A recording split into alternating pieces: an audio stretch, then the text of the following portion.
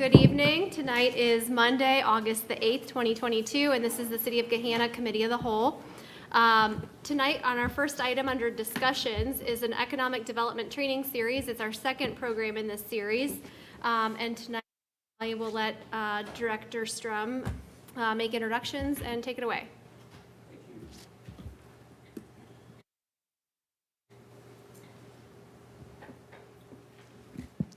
Good evening, and thank you, Councilwoman. With me this evening is Senior Vice President for Economic Development for One Columbus, Matt Mcallister. As a little bit of background, as part of our program, and as a reminder, 2 weeks ago we talked a little bit about back to basics and talking some of the incentive programming that Gahanna has here. My thought process was to bring in one of our experts now from the region, and over the next few weeks, we'll be bringing in other guest speakers to talk through various elements of economic development. This evening, we're going to talk a little bit about regionalism and projects and how some of these larger projects that we've come through this office and council chambers really come together. And so Matt was kind enough to join us this evening and share some of his 20-plus years of experience in this field. Please, no sharing of stories from our travels internationally, as he and I did some foreign direct investment travels previously. So with that, I will turn over to Matt.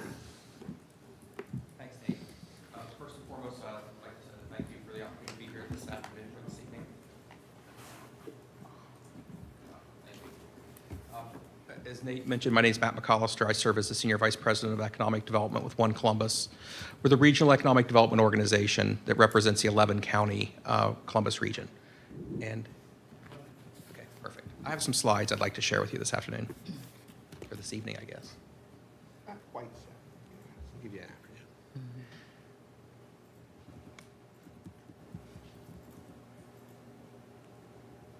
Here we go. Perfect.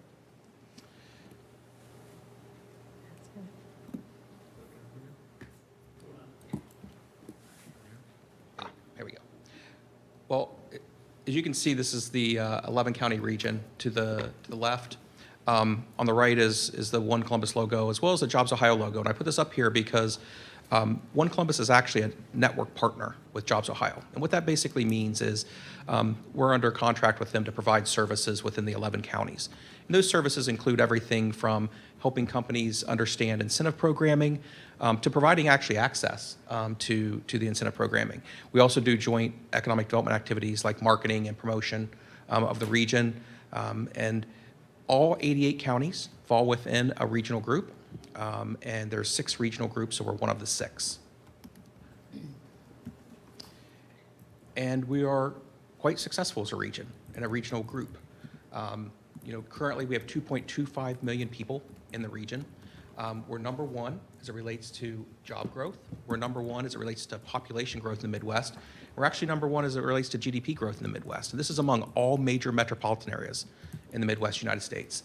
So as a region, we've done quite well. And this is from a period of about 2010 to 2021. So I'll talk a little bit about, our vision next. But, in 2010, when One Columbus was formed, it was actually Columbus 2020 at the time. And it was named 2020 because it was a 10-year strategy. About 2018, we reached our goals. And prior to the formation of Columbus 2020, we reached out to a lot of our public sector partners and our private sector investors.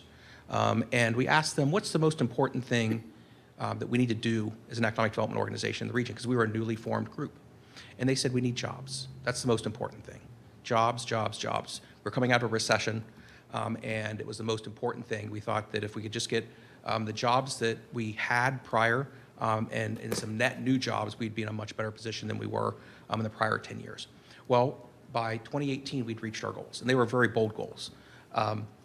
So we started conversations again with our local partners and communities and our private sector investors. We asked, what's the most important thing for the next 10-year strategy? Because the 10-year strategy worked out really well. It's the first time we'd ever had a 10-year strategy for a regional perspective. And we tried some 3 years strategies, some 5-year strategies, but we'd never had a 10-year long-term view. And the common theme that came up was prosperity now. We'd been successful in creating jobs, but clearly there were some people that were left behind.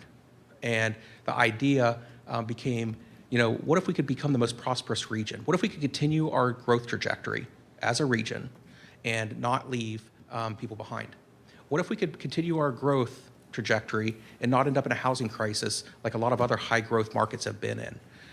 So that was really behind the vision. And our action plan, our strategic plan didn't change significantly as far as the initiatives, but the examples of the activities that I'm going to give you have changed significantly. So first and foremost, we kind of shifted gears. We always led with our number one priority was to attract new industry to our market. Well, we decided that it was probably most important to support our existing businesses first and foremost. And we do that in collaboration with Director Strum and our other local economic development partners by starting the year creating a target list. And that's what we had done historically. But now we're much more smarter about the way that we're generating opportunities. We have a research team that is constantly evaluating earnings reports. They're tracking companies that receive injections of capital, maybe private equity, maybe a merger, an acquisition. And we're reprioritizing and restacking our target industry and target BRE list, or business retention expansion surveying list, constantly, so that we're going after the companies that might have the highest probability of either having an opportunity or could be at risk of flight. So that became our number one priority, and it continues to be today. Of course, we do still believe in attracting new industry as well. We think it's critically important to continue to revitalize and diversify our economic base companies here, because a perfect example is Intel. We're bringing in a completely new industry that has a completely new supply chain, which I'll talk about here in a minute, and the impacts it's having on our pipeline. But it's bringing in just a massive injection of wealth and opportunity into our region at a time when some of our companies that have been historically very strong are starting to falter. So it's this idea of continued evergreening your economy is critically important as well. So while we are focused on existing industry number one, we still strongly support and have a lot of activities around business attraction. I'll talk a little more about an example of business attraction in a minute. Obviously, we want to support entrepreneurship as well, and the high growth firms that are in our marketplace. And we do this predominantly through relationship with Rev1, other VCs and accelerators in our region. We partner with them so that as they have companies that are coming off of their support and might be in a position where they can leverage some traditional economic development incentives, we can seamlessly take them into that and help them grow. And when they're ready to do that high growth mode, they're going to add 20, 30 people, then they start to qualify for a lot of the programming that we have access through Jobs Ohio. And we can interject that programming into them and continue to see, this number one, stay in our region, because if we don't do that, a lot of them will leave. They'll follow where capital is, because they're still in that early phase where capital is critical. And we also have access, though. The pandemic has born a number of new programs through Jobs Ohio. One of them is an inclusion grant program. And this is a program that's small grants made to minority-owned businesses, veteran-owned businesses, women-owned businesses, disability-owned businesses, or businesses that are in underperforming markets. And this gives us a chance to engage with companies that historically we didn't really have a suite of programs for, tools to help. Now, it is smaller. It's $25,000, $50,000, but that could buy a piece of equipment for a company, and it can make a difference. And as a matter of fact, it has made a difference. We've actually had some companies that had received inclusion grants early on that have already qualified for some of our traditional economic development incentives because they've been able to parlay that into growth and the kind of historical information they need to qualify for some of our traditional incentives. But this is a great program, and it's one that, as I mentioned, was born out of the pandemic. And it has opened up a whole new line of opportunity for us to engage with businesses that historically we wouldn't be able to support. Preparing communities for the future. This is actually where most of my time is personally spent. I have a program called Prepare Communities Win, and it's really about helping communities, one, making sure they have a strategic plan. Every community, we want to have a strategic plan. I know you guys do, but not every community does. And we want to support the development of strategic plans and the continued development of strategic plans. We have a number of our partners right now are kind of saying, okay, we've got a plan, but Intel is such a large project. Should we be thinking about how that could fit into our community, or how supply chain could fit into our community. So, that continuation is also something we would support. We have programs to support speculative development, buildings, sites. This is the Ohio Site Inventory Program predominantly, but it can provide up to $5 million of funding through grants and loans to support the development of speculative office and industrial space in our market. And again, this is something that was born out of the pandemic as well, because many of our communities, the developers put the brakes on their developments during the pandemic. And this was a program designed to kind of loosen up some of that pipeline. Now, we've been fine with our bulk industrial development in our region, but office came to a complete stop. So we've been able to support 2 office projects, and we have 2 in our pipeline right now of great projects that, but for this program, probably wouldn't have moved forward. So that's just an idea of kind of how we're engaged with our pair communities when. I would mention too, we also have some educational programming, which I'll talk about in a minute as well. Increased global trade and investment. This goes well beyond our efforts to attract international business. We do trade support as well, and we have infrastructure development here. So things like developing air cargo, international air cargo, in collaboration with Rickenbacker. Critically important because during the pandemic, Rickenbacker became a hotspot for bringing in PPE and other products. Now, we've used our OSIP program to support the development of a pharmaceutical handling facility there.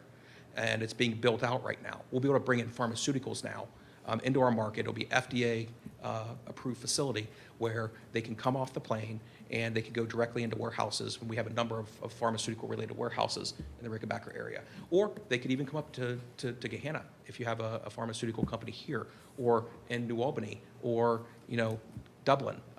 So it's a great asset, and it's just an example of how we're trying to continually think about how we fit into the global economy, and how we can invest in ways that we can leverage our position. And then obviously, one of the things we're really well known for is a lot of our marketing and promotion of the region globally. And again, I'll talk a little bit more about that in a second. So first, I want to talk just a little bit more detail about attracting new businesses. And we have a lot of different strategies, but we have one that's called account-based marketing. And I thought that was one I would focus on for today, to just give you an idea. So this is a program that we identify key companies that we want to pursue. And we identify contacts within those companies. And we have a firm that then starts communicating with them. Everything from, this is a couple LinkedIn advertisements that if they were to just happen to be on LinkedIn, they would see, because we prioritize individuals within companies that we want to see our ads. And they might receive a mailer. They might receive a direct phone call. The whole idea is we have an idea that these companies are in growth mode. And they typically fall within the 4 sectors that are identified here. So gene and cell therapy, electric vehicles, semiconductor supply chain, and financial services. 4 years ago, probably, we wouldn't really have a chance in either of those first 3. We were not on the charts for gene and cell therapy. But because of what's going on at Nationwide Children's Hospital right now, we are. We've actually had a number of wins. Andolin, Sarepta, Forge Biologics. And these are companies that are located all around our region. And they're actually doing pharmaceutical production, gene and cell therapy production. Electric vehicles, this is predominantly associated with Honda. It's going through a transition right now. Quite frankly, it's one that we could parlay into opportunities, or it's one that we have risk. They could choose to do more of their electric production in Indiana or Alabama. Now, we feel like we've got a good shot at it, and that's one of the reasons we're targeting a lot of their supply chain right now that's in the electric vehicle business. Semiconductors speaks for itself. Again, 2 years ago, we probably would have been laughed at if we were trying to recruit the companies we're talking to today. But not only are we talking to them, but they're in our pipeline now, and I'll talk about that in a minute. But this is just an example of kind of how we work. We're very precise in who we're trying to attract and the way we're going about it. We're tailoring messaging to individuals, to industries, and it's yielded tremendous results for us. I mentioned in our Prepare Communities Win program, one of the things we're doing is providing educational opportunities. for our local economic development practitioners. And this is just a slide from one that we did recently. If you're not familiar with Small Nation, they're in downtown Bellefontaine. They're an amazing organization. They have about 40 buildings in downtown Bellefontaine that they've renovated or are in the process of renovating. And they have created loft apartments. They've created office environments. They've created, recruited restaurants, co-working space. They have basically turned around downtown Bellefontaine to the point now where a lot of the buildings that aren't owned by Small Nation are being heavily invested in. And it's amazing, amazing story. Matter of fact, it's such a great story that they're consulting now with a number of cities across the United States. And they did a half-day program with our local economic development professionals and opened up their doors and basically did a downtown development strategies seminar and brought in a number of the businesses that they had recruited to talk about why they ended up choosing Bellefontaine. And then they talk about how they worked with them, how they engaged with them, and their model. And I think it's a model that's replicable all across our region, all across the state, all across the Midwest, quite frankly. And they're finally getting some of the recognition they deserve because of what they've done in Bellefontaine, and now they're being hired by a lot of other cities around the Midwest to advise them. As it relates to marketing and promotion, so this is something that we do as well, and this is something that's critically important, not just to help those that we've already located, but this is how we get most of our word out as well to companies that may not be on our target list, but may say, wait a minute, that's interesting. I think I might want to think about doing something in the Midwest. And if I'm thinking about the Midwest, why not think about the Columbus region? So our focus here is predominantly maintaining top-of-mind awareness as a premier business location. That's kind of our overarching goal with a lot of this advertising. This is just some examples on the screen here. But we're also looking to elevate the Columbus region by showcasing the businesses that are here and the people that have moved here as well. And our tactics include, everything from social media to public relations. We do national, local, national, and international PR. And I think that we probably get the most activity through our social media posting. And it's something that's really taken off in the past couple of years. I think during the pandemic, so many people are on social media now. And it's predominantly LinkedIn and things like that for us, that it really tells a great story. It's a great venue for us. And not to mention, we can also continue to target using that application. So it's really something that we're proud of, and we've really elevated the view of our region. In the Intel announcement, I could probably show you 20 pages of headlines that we've received based on that project alone that have parlayed into so many other projects for us at this point. So this has resulted in tremendous success for us just this year. And if you look at this, we talk about our successes with Intel and without Intel for a reason. Intel is an anomaly. We're not going to have it every year. It's once in a lifetime. It's once in a generation type of investment. So we think that it's important to show how we're doing without Intel, but obviously acknowledging that it's going to be a banner year for us, predominantly because of Intel. So without Intel, year to date, we've had 30 successful expansions or new locations in our market, 3,600 jobs committed, $900 million in investment, and $264 million in payroll. Just to put it in perspective, our goal each year is 6,000 jobs, $1 billion in capital investment, and $330 million in payroll. If we do that every year, we're going to reach our 10-year goal of 60,000 jobs and $10 billion in capital investment and $330 million, or $3.3 billion in payroll. So with Intel, though, you can see the numbers are off the charts. We've already reached our annual goal of investment times 2 with one project. And that was pre-CHIPS Act passing.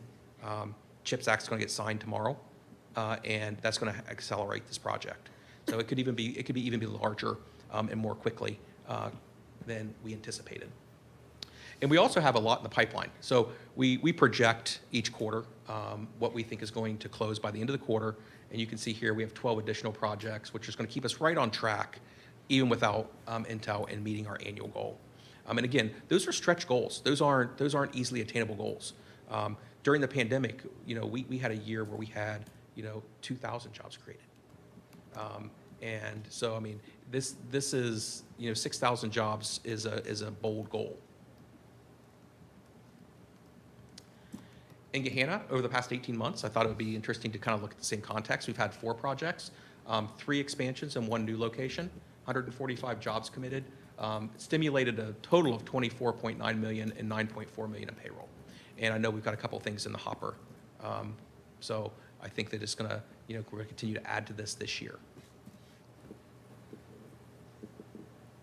And I'll just conclude with a little bit on our pipeline because, this is where this is the edge of the sword for us. If our pipeline's down, it's going to result in fewer attraction projects, fewer expansion projects down the road. And so I just thought it might be kind of interesting to take a look at this. We currently have 118 projects. Now, 120 is pretty much where we max out. And so, 100 to 110 is where we typically are. But I will say, if we took the Intel-related projects out of here, the supply chain, we would probably be in the low 90s, maybe mid-90s projects. And I think that's a lot to do with the current economy. I think that some of our projects are putting on the brakes. There's fears, are we in a recession? Are we not in a recession? And I can't answer that, but I can tell you that some of the companies are starting to pause that we're talking to. And but for Intel, our pipeline would be down pretty significantly right now. So not only is this a project of unprecedented magnitude, it's at the right time for us. It very well could pull us through if we are, in fact, going to enter into a recession or even just an economic downturn. It could pull us through that. So we have 118 active projects. Like I said, probably around 20 of them now are projects associated with Intel supply chain. Another 4 are projects that are not associated with the supply chain, but are interested in our market because of Intel. So they're not part of the supply chain, but they're part of they might use an Intel product or something. 62% are attraction projects, which again, we were down to 50-50 before Intel. 50% attraction, 50% expansion projects. We've had 102 projects created this year. 60% are manufacturing or bulk industrial, and I'll tell you the bulk of those, all except for 6, are manufacturing. So we have a lot of manufacturing in our pipeline right now. 39% are international, and 18% are what we call high impact projects. These are projects that either are going to commit to create 500 jobs and or $500 million in capital investment. So if you think about that, that's probably about 20 of our projects right now, maybe 21 fall within that. That's unprecedented for us. Typically it would be maybe 4 projects, not 21 projects. And that's part of the electric vehicle impact, because we have a lot of battery projects, but we also have a couple of very large Intel suppliers that are likely going to locate that are in there as well. So that's what I have for you. I'd be happy to answer any questions that you might have. Thank you, Mr. Mcallister. Council members, any questions for Mr. Mcallister or Mr. Director Strum? It was enlightening.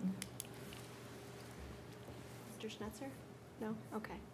I have a couple questions, Yeah. if you would humor me a little bit. So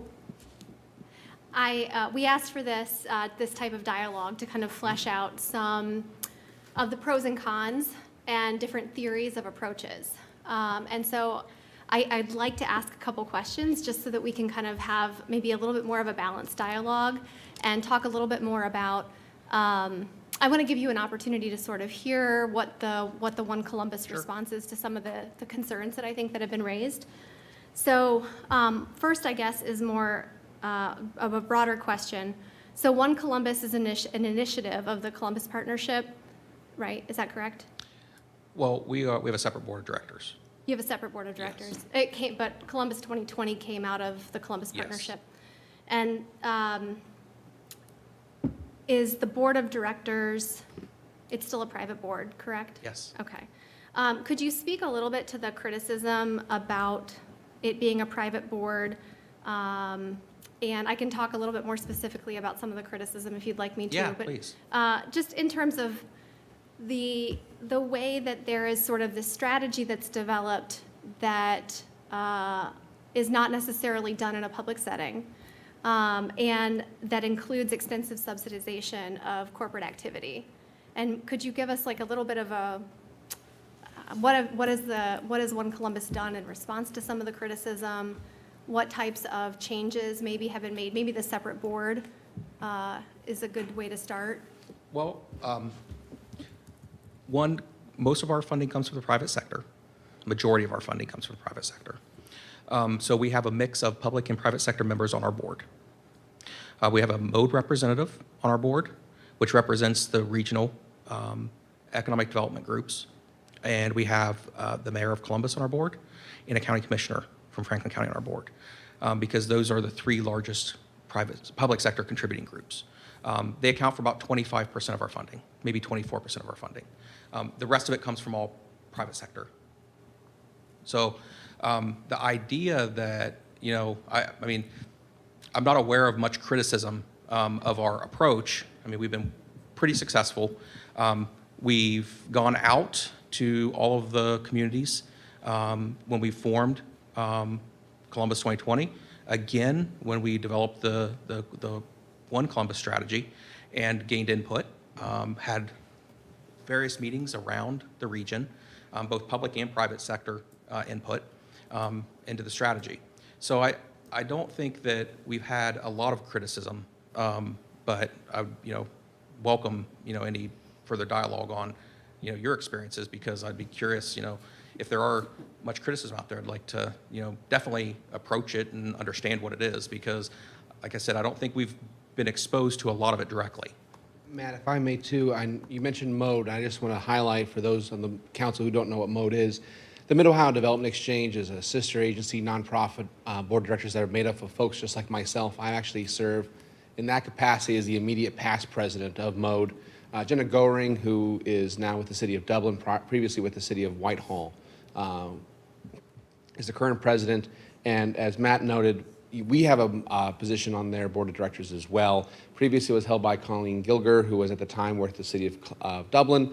Is now Rick Zabrick, who is the director of economic development for the 33 Corridor Partnership out of Fairfield County. I think more in terms of the strategy of incentives and extensive kind of and extensive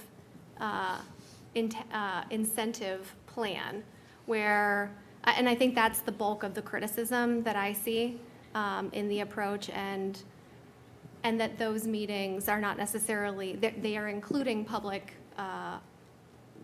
representatives, but not necessarily inclusive of the public. So Is this public-private? is this from Jobs Ohio? I mean, the Jobs Ohio incentives that you're referring to? No, just in terms of creating the opportunities. I mean, or maybe there's a perception that, maybe a wrong perception, that One Columbus is involved with negotiating incentives between an entity, a corporate entity, and the city, the community that it's moving into. Okay. Well, we represent the company as it relates to the incentives that are being offered by Jobs Ohio. Okay. And, we will obviously engage our local partners as well if they're warranted to have incentives, like a property tax abatement or, any program. We would make the company aware that there could be programs available, but we engage the local community directly. Like, I would never make an offer of incentives for the city of Gahanna. Nate, we would bring the project to Nate and say, Nate, here's an opportunity, or Director Strom, here's an opportunity. It's fine, buddy. And if there is an interest in pursuing this company, then you guys would have all the information that we have on the company. And you could then come to a conclusion of whether or not you want to incent the project, and then it goes back into a package. But that's exactly, I mean, we're a completely open book as it relates to the engagement with companies. And Jobs Ohio ultimately makes a decision, just like our local communities do, on what they're going to offer. We just facilitate and we project manage the deal, basically, and come together with one offer then. So it could be a Jobs Ohio offer, and it could maybe be 2 communities within our region that are, that might be vying for it, and the city of Indianapolis, for example, might be vying for it. So that's really the role that we play in incentives. We do know the programs. I mean, we know what communities are likely to do. I mean, we've done hundreds and hundreds of deals. So we can talk to a company at a high level, but when it comes down to the actual offer, it comes from the community. It's a letter signed, by Director Strum, and it's been supported by the council. And to that point too, if I may, what you're kind of touching on, Councilwoman, is going to be actually our next session. ROI, the return on investment, and how incentives kind of play in that role. I have reached out to Price Finley and Jeff Harris from Bricker and Eckler to kind of come in. They do a tag team program with the Ohio Economic Development Association, and it talks about how they fill the gap and how do you balance on that beam of economic incentivization and getting to make sure that the right return is coming to our community. And so that'll be highlighted in the next session as well. Thank you. Just kind of a sort of a related question. And does One Columbus get involved at all in standard setting in terms of how a company does business, in terms of maybe employee pay or incentives or things like that, or employee benefits? Well, a lot of our programming that we have access through Jobs Ohio does have requirements. You have to have a set, wage. You have to have, it has to be an economic-based company. It has to be competition from outside the state of Ohio, which obviously it's not necessarily, because there could be company. Some of our local programming is more based on, if it's a new company coming in, they might be thinking about, the city of Columbus or the city of Gahanna, and they might have 2 buildings that are equal, and it just comes down to, okay, is there going to be an incentive that could be leveraged? But no, I mean, there are absolutely standards with all of our programming with Jobs Ohio, and many of our local communities have standards as well. The city of Columbus they've passed an incentive program, kind of rules and guidelines. And so, yes, I mean, every single community is a little different. But yes, there are absolutely, typically wage thresholds that you need to meet. Some require that benefits are paid, and it's only FTEs, full-time positions that qualify.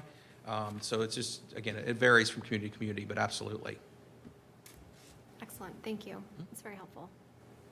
I have a couple of questions. As you've been speaking with all of these companies, what are some of the things that they're looking for as far as the locations they're going to that you're hearing most frequently? So it really depends on the type of sector. So I could break it up into, like, say, a manufacturing versus an office or a logistics project. But I can tell you that the number one across the board is access to workforce. And it's not just workforce, but if you are talking about incentive programming, it doesn't have to necessarily be a tax credit. It could be a training incentive. Is becoming very popular with a lot of our communities. And it's something where you're making an investment in your population versus just the company. Because the unemployment rate's so low right now that you're recruiting a lot of people you're going to have to retrain. And so the training costs are going up for the companies as well. So access to employees and then access to some sort of training program has been pretty key. If we're talking about distribution projects, logistics projects, which, by the way, are paying about $22 an hour now on average. The new ones coming into our region, which is pretty amazing, because I remember, 10 years ago when Amazon came in and they were paying $15 an hour, a lot of our other logistics operations were like, oh my gosh, what are we going to do? Obviously, some of our small manufacturers like, oh my gosh, what are we going to do? Because they weren't paying $15 an hour. They're up to 20, and many of them are advertising starting at 22. Even some of our existing companies that are trying to recruit for the peak season are even higher than 22. So Warehouse work, like pick and pack work, is Yep. that high now? Okay. Yeah, yeah. And higher, I've actually seen it at like 28 in some of the peak seasonal demands, especially in the outlying areas, or higher. So it's happening, and so that's also impacting the available workforce. And so, but with warehouse logistics, it's typically about the building, and having a building, having it ready, because it's a cost center for a company, right? Distributing is a cost center. It's not a revenue generator. So they need to be able to flip the switch very quickly. So if you've got space that can fit their needs, you're going to win more of those projects. And office, it's about the environment now. They want a mixed use environment, and they want to have places that their employees can eat when they come into the office, because it's a completely different world now. And so it's about space as well, but it's about having the right type of space. And we're seeing a lot of communities start to adopt this mixed use methodology of development to accommodate that. So that could be everything from first floor retail to even having apartments and then office and kind of a mid-rise to maybe a high-rise situation. So that is where I can tell you 90% of the office projects we're working on, that's what they're looking for. That wasn't part of the conversation pre-pandemic. There were some tech companies that were focused on that, but for the most part, a lot of them were happy just coming out into the suburban communities, getting free parking, and living the dream. But that's not the case anymore, because they are all competing for the labor, and the workforce is kind of demanding that you have more of a Bridge Park, Easton-esque, or even, it doesn't have to be that scale. It could even just be, next time you do an office building, think about it, and prepare, because that's what they're looking for. With the training incentives, are you guys working with vocational schools in the areas, and how does that work? A lot of the programming that we have at the local level are through the county, so it would be working through the WIA boards, and it could be incumbent worker training for upskilling those that, like if someone has a new project, it would be leveraging that program, or it could be some of the training dollars they have available for new employees. Can I jump in on that one? Yeah. So to that point, Councilman, what we oftentimes have seen when we've engaged with One Columbus on workforce training programming, it's either connecting with the local high school. So here in Gahanna, we were talking to the foundation, but then also talking to our partners at Eastland Fairfield about what program they have, tying that back into either, to Matt's point, an incumbent worker training program or an elevated skills development program. So you're taking that, either that new onboard process and then elevating that worker. The other thing we've seen a lot of is the Tech Cred program that was done through the Governor's Office of Workforce Transformation, where quarterly we are looking at evaluating what programs are out there from a skills development standpoint and how do we accelerate those folks through those programs, and then tying that back in. That's not even a general incentive as part of what historically has been a business attraction or expansion. That's just us doing the legwork on the ground to kind of connect that Tech Cred program. And I'm happy to send that information on to anyone on the council who wants to take a look at how that works. But it's really a seamless process now, because oftentimes, whether it's Columbus State or Eastland Fairfield here in Gahanna, taking their plethora of programming that's already been certified by the state and then feeding that into the employer so that they can get reimbursed for some of their credential acceleration programming that they need. And that's critical, because it ultimately supports, our efforts for prosperity. If we can find someone a job, it's one thing. If we can find someone a job that comes with training and a ladder that they can climb, that they literally can climb, that's completely different. And that's really kind of what we're at now. And I think we're, the prosperity element goes well beyond, just the pay. It's affordable housing, it's everything, because it's a critical component of it as well. But we got to start with jobs still, because that's still the most important thing I think we can do as a community, is provide our citizens with an opportunity to work. Agreed. What are some of the things that you've found that make Gahanna attractive, or the opposite, not so attractive? No, Gahanna's a great market, and I think that probably the biggest the biggest element now is making sure you have the right property mix that meets your desires as a city, what sector you want to grow. You know, Creekside's a great example of a mixed-use development that was probably just a little bit before its time. And now it's going to be a preferred location because it has those elements. And you know, if you could continue to kind of expand that type of development, not even in other parts of the city, you're going to be well positioned to continue to benefit from the regional growth. You got great access to the airport, which is probably one of the best assets. And I'll tell you, that's going to become even more important today. We just had a conversation with Rev 1, and they were saying that there's a new study that says 31% of tech hires since 2020 are working remotely outside the state in which they are technically employed. The jobs they're employed, 31%. That means that they're going to have to come in, though, on occasion. So if you have a proximity to an airport, you're going to be much better positioned because they're going to work from home or remotely, but they're going to have to come into the office, you know, maybe once a month, once a quarter, and having that access is going to become more and more important, I think, for you all. I think that you guys have some great industrial product as well.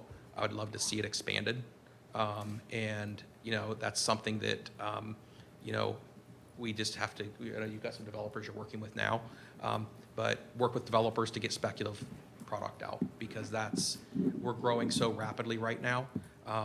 We have 31 buildings under construction, bulk industrial buildings. 17 million square feet are currently under construction.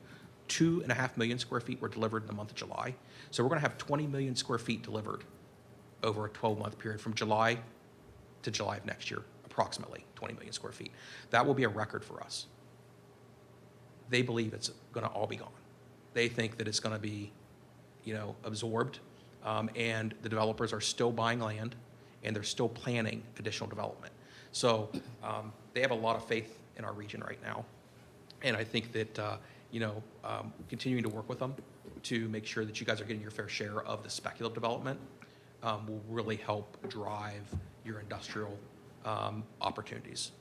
If I can dovetail on that, just to give you the council's perspective, of that $20-ish million that are under construction or be delivered, Gahanna is anticipated to get about 500,000 square feet of that space through 2 projects that are currently under construction here in the city. Obviously, I echo Matt's comments. I would love to see more of that activity. The challenge just with us is we're a landlocked community, so identifying key corridors, key sites that make sense for that type of development.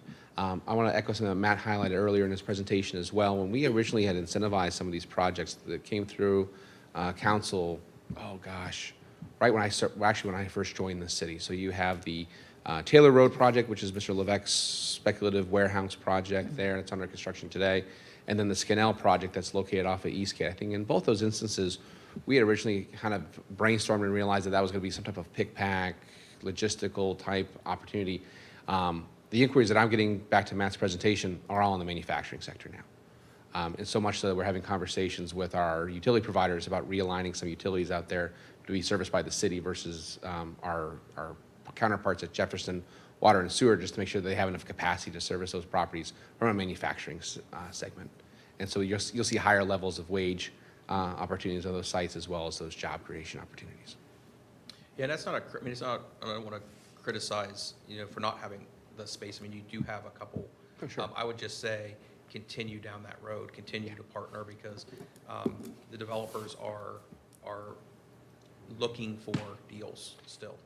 And that really goes with what I was going to talk in a later session about redevelopment. So one of the things that we need to do as a city is be mindful as we're continuing to grow and evolve our economies is to not only focus on new development in green spaces, but looking back and maximizing existing spaces and taking advantage of the redevelopment capacities, whether that's in the existing Eastgate industrial areas or to Matt's earlier comment about what office looks like in the future and going down to Office Center and kind of identifying some of those key areas and how do we redevelop those to be more meaningful, impactful spaces so we can maximize those opportunities, especially given their proximity to the airport. I think there is going to be, it's a great point.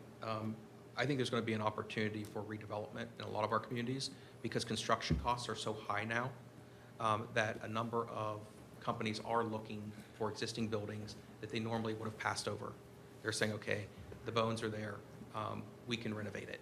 And so I think there's going to be a tremendous opportunity for those that do have industrial parks that were built in the 70s and the 80s that are kind of antiquated now for the big box logistics because the ceilings are too low, but they're not too low for a lot of manufacturing. And so I think there's going to be a revival of that type of space. It's just there's a tipping point that once construction costs get so high, that becomes much more appealing, and I think we're about there.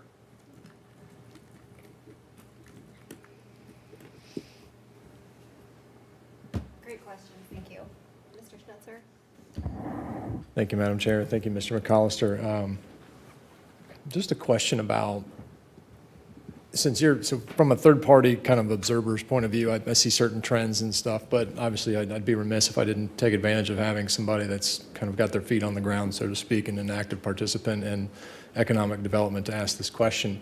How much reshoring are you seeing, I guess, when you talk about particularly the manufacturing sector, right? How much do you have any idea of how much of that is sort of organic growth within sort of our national borders versus how much of that is coming back? And sort of the predicate for that question is I think we've learned through the pandemic in the last 2.5 years or so that, you know, perhaps our supply chains were built for efficiency but not necessarily resiliency.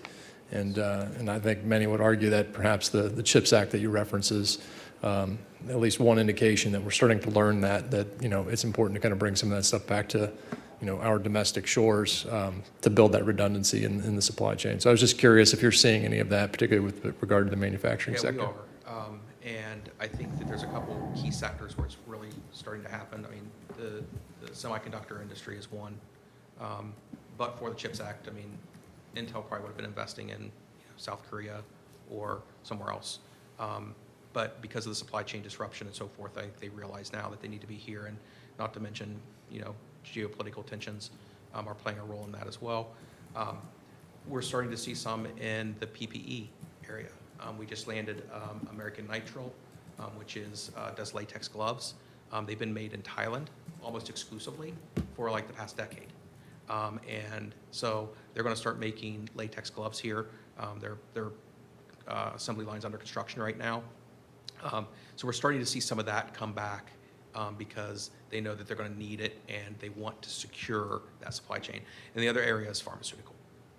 Definitely we're starting to see more and more pharmaceutical projects, even packaging of pharmaceuticals, stuff that might have been done overseas before, we're definitely starting to see come back in a meaningful way. Now, with that being said, there was a lot of discussion early in the pandemic about the supply chain disruptions, and and there was an onslaught of projects that didn't pan out because I think when they ran the numbers, it just didn't work, and it wasn't something that they felt like they needed to have here. But there are some sectors, and we're starting to focus in on them, which is why gene and cell therapy and pharmaceuticals is one of our key industry sectors we're pursuing now, as well as semiconductors. Cool. Because of that. Thank you.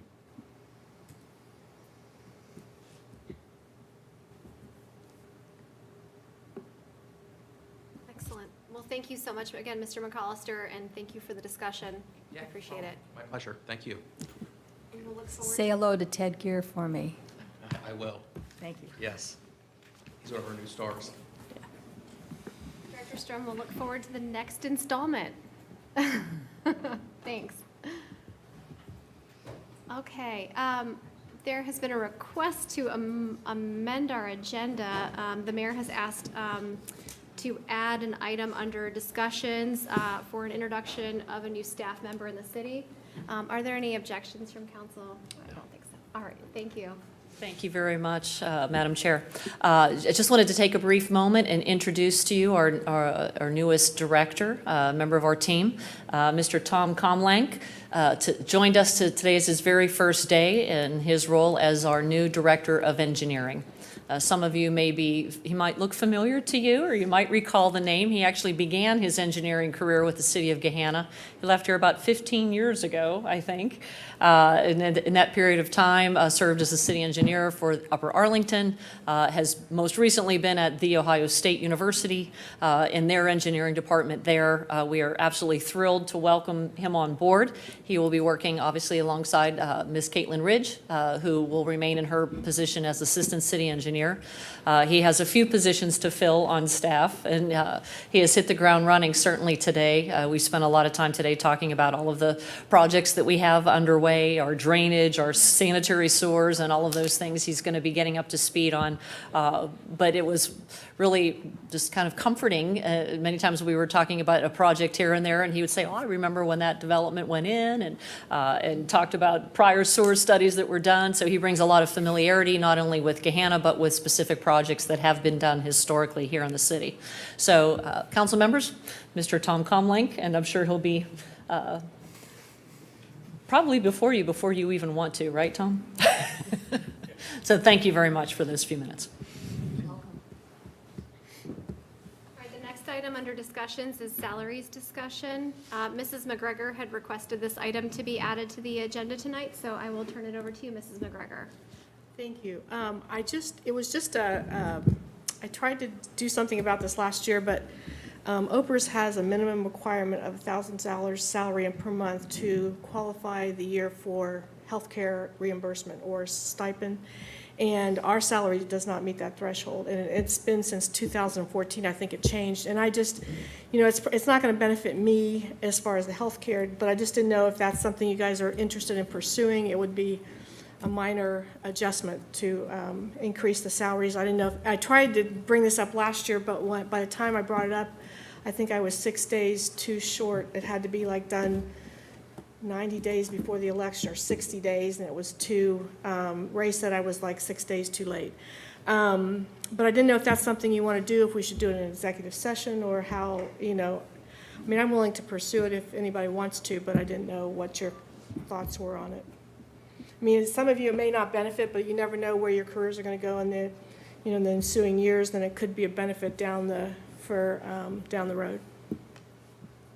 So that was just kind of that was just kind of what I had in mind. Is there any comment? Thank you. Any discussion?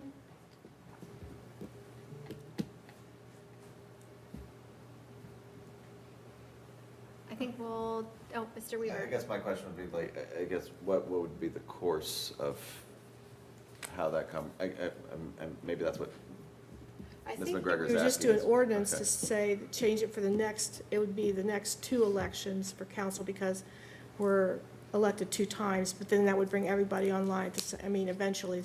But being they're staggered, you can't bring everybody on at the same time, so I think it would be just an ordinance to change it for the next, and I'm doing it this year, I mean, you can do it any time, as long as you're doing it far enough ahead of an election, but since it was on my mind because I missed it last year, I just wanted to bring it up this year. What's the highest or the lowest you can be to be able to get the, It's $1,000 a month. I think we meet the salary threshold as far as retirement, but it's for the health care, not reimbursement, but, what do I want to say? A stipend they give you for health care for people that are retired through OPERS.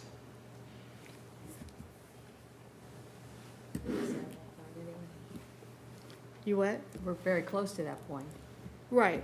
so, just So, can't I get mean, it. it didn't seem, That's what- it didn't seem a big jump to No, it bring it isn't. to 1,000, so I thought, that would be something, maybe just think about it, and then we could bring it up in a couple of weeks or something. Having been $200 a month at one point, this seemed like a lot.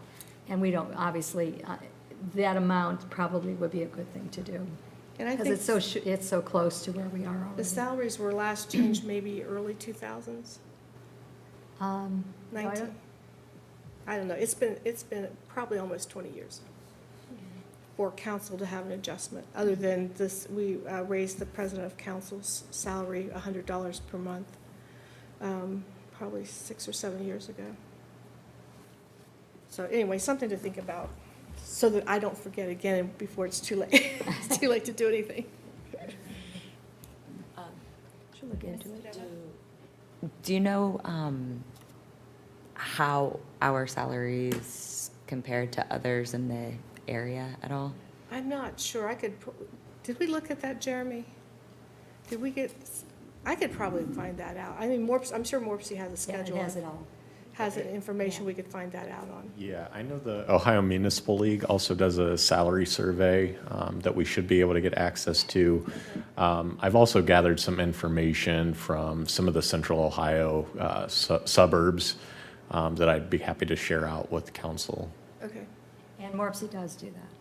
We do that whole thing every year. We ask the people, actually, it's being done right now, I think, isn't It it? should be out by the end of the month, I believe. Okay. So we find out what it is. Would you like this back on committee of the whole agenda in 2 weeks with that salary information, or how would you like to move forward? We could do that. 2 weeks. Yeah.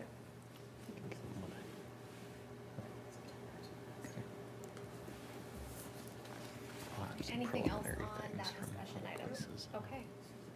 All right, moving on to Section C of our agenda tonight, items from the Department of Administrative Services.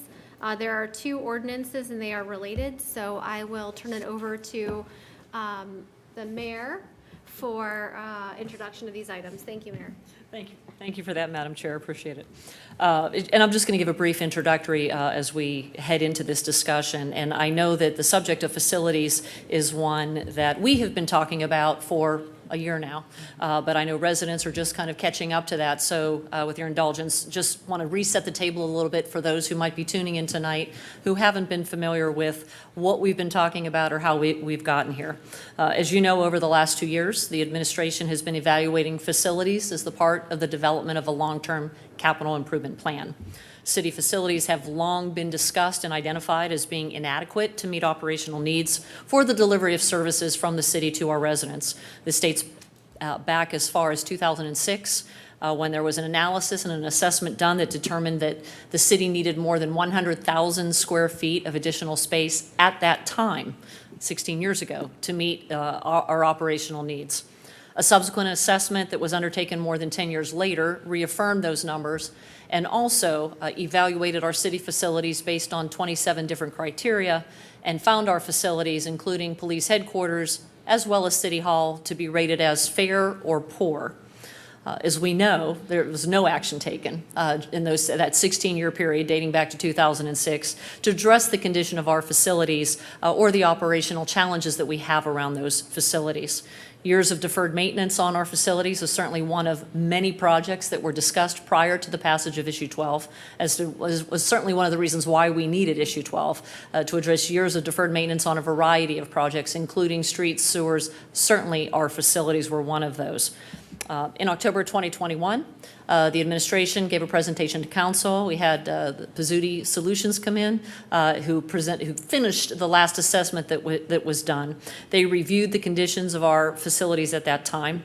Subsequently held a series of workshops through the first quarter of this year with council. I think we held 4 of those, where we really went in detail with all of the assessments that had been done, what our existing conditions are, and really starting to try to identify a path forward for how we were going to begin to tackle these problems. As council is aware, we began to research what options we have so that we could really evaluate and create a long-term plan, again, as to how we were going to address our facility needs. It was through that process that we effectively stumbled upon an opportunity at 825 Tech Center Drive. 825 Tech Center Drive, as you all know, is a Class A office space, 100,000 square feet of Class A office space that is sitting vacant. It's over in our commercial industrial zone right off of Tech Center Drive in Morrison, right by the AEP Ohio headquarters that sits there. It sits on approximately 8 acres, and it would have the capacity not only to house police headquarters, but take City Hall and the Senior Center along with it as well. We held a town hall discussion on July 20th right here in council chambers with residents, where Mr. Schultz, who has been spearheading this project internally, reviewed in detail those assessments, also reviewed in detail the opportunity around 825 Tech Center Drive. For residents who might be watching at home, if you have not watched that town hall, it is available up on our YouTube channel. It is a great detailed discussion. It's about a 55-minute discussion that walks through all of this. It's great viewing material, especially on a rainy day. So this evening, we are here to present 2 action items for you, or to you. The first is a proposed purchase agreement for 825 Tech Center Drive. The second is the bond legislation that would be required for the purchase of that building.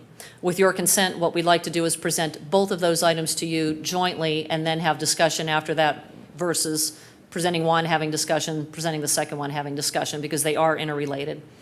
As a preface, the bond legislation that will be talked about tonight is required for general obligation debt. This project, as we discussed the night of the town hall, there was a question that was asked via the chat, and I answered it. This project will not require any new taxes of our residents. That's what issue 12 was for. So what we're here to talk about tonight, and we had the financing discussion a few weeks ago that kind of talked about what that would look like. And I want to emphasize no new taxes for this project to our residents for this. So now I'd like to turn it over to Mr. Schultz, who will discuss tonight's 2 action items in greater detail. Thank you. Thank you, Mayor. As the mayor indicated, we're not going to necessarily break new ground for you folks, but just reset the table a little bit for the folks maybe tuning in for the first time. So obviously our first slide here is just a slide of the timeline of the various different reports and parts and pieces that we've done dating back to 2006, as the mayor indicated. The one note that I'd like to make that she didn't necessarily cover is the work that we've done in 2022 in order to prepare for this particular conversation as it relates to this project that we are proposing at 825 Tech Center Drive. And that's the work that MCP had done in order to verify the space program that Pizzuti had completed in 2021. And then they also did some proving of the budget, not approving, but proving of the budget to basically give us a good number, a good starting place for a project of this size and magnitude. Those are some of the details that we'll end up getting into this evening as we get further down into the presentation here. But I did just want to go over the summary of findings for both police headquarters and City Hall, as those are really, plus the senior center, are the 3 facilities that we're talking about as it relates to 825 Tech Center Drive. But from an existing condition standpoint, the 2 main reports, the 2006 report and the 2017 report, basically find that the police department is undersized for modern day policing procedures. And the 2017 report found that all of the programming space inside of the particular facility was deficient to meet those needs. The facility, as another example, does not meet ADA standards. The electrical system is overtaxed. The HVAC system is in need of great repair. The building, as has been mentioned in 2 reports now, if not 3 reports, is that the building is functionally obsolete in order to serve as a modern-day policing facility for our residents and our officers. From there, we move on to City Hall. And City Hall, the big finding in the City Hall space is that that bottom note there on this particular slide, that 88% of the staff that work inside of this building work in 48% of the square footage, right? So that's about 60 staffers inside of this building work in about 88% of the overall square footage of the building, and the building is about 30,000 square feet. That means about 7 staffers work in about 52% of the building, right? We do see some of the same issues in this particular facility as we did see in the police facility, where security and access are largely uncontrolled, right? As an example, in order to get to council chambers here, you need to walk through the entire facility in order to get down here, whether you're coming for court or whether or not you're coming for a public meeting before this particular body here. So the design is based on an old model, a model where folks would come in and find the service that they were looking for, whether it was located on the 1st or 2nd floor, and be serviced depending on which department they wanted to go to. There's no designated prosecutor space. As you saw in the video that we produced, the prosecutor generally sits outside in the hallway while she's talking to defendants before they come before the judge. Meeting spaces are largely inadequate. Storage is just disjointed. There's also mechanical issues inside of this particular facility where the HVAC system in this particular building is also in need of sufficient upgrades. And the critical building infrastructure is also aging, things like the roof, the furnace, and so on. So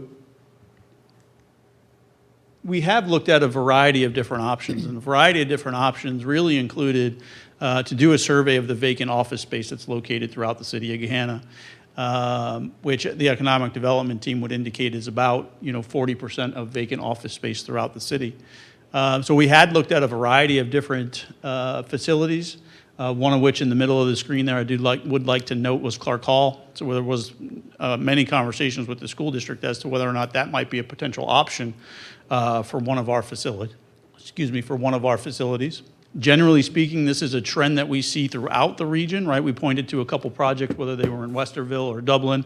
I was probably remiss to say that, and I missed the fact that Mifflin Township right here inside of the city of Gahanna has done a project very similar to this where they purchased 400 West Johnstown Road, and that's where our communications center resides in. So I apologize for that. But generally, these projects where you're purchasing a building like this receive lower cost because you're doing largely a renovation project, and then you're reusing existing office space in order to accommodate some of the needs.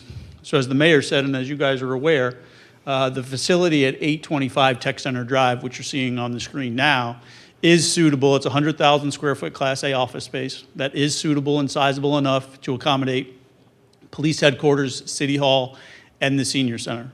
This is largely a renovation project if we were to purchase the building, but it also would add about 31,000 square feet. We would propose to add about 31,000 square feet in new construction during this particular project. This project is estimated to save about 36 or 37% on the overall budget, and obviously we want to get into the budget in a little greater detail in the next couple slides here. Just some details on the building, again, more for the record. But the building was built in 1998. It does sit on 3 separate parcels that are all contiguous to one another that add up to just over 8 acres. It was purchased by the current ownership group in 2011 for a cost of $11 million. And the square footage that MCP had proved basically says that we fit all 3 of these facilities, police headquarters, city hall, and the senior center fit very nicely inside of this particular facility, again, with the addition of about 31,000 square feet somewhere on the property. What is unique about this particular property versus some of the other properties that we did look at is the site characteristics that we're looking at. Obviously, the outline in blue here is those 8 acres that we discussed. There's there's just about 600 parking spaces on the property, which well exceeds what City Hall, PD, and the senior center would require even when we were to build some additional square footage in the parking lot, consuming some of those nearly 600 parking spaces. As you can tell from the outlined area there, the ability to secure a parking lot off the back side of the property, whether it's either east or south, is very accommodating, we'll call it. And the ability to expand on that particular footprint is very much there as well. As you can also see, the 3-acre woodlot, the VRG vacant land as labeled on the map here, is also available to this particular piece of property if for some reason we needed further expansion.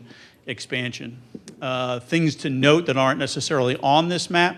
This particular piece of property is about 0.7 of a mile from the I-270 interchange. It sits along the Gahanna fiber network, whether that's trunk 5 along Tech Center Drive or trunk 4 along Morrison Road. So there's 2 different connections that we can make to our fiber network. And it also sits on a COTA bus line, for access, whether that be for employment and or residents to come and visit us. I should probably turn my pages here as I talk.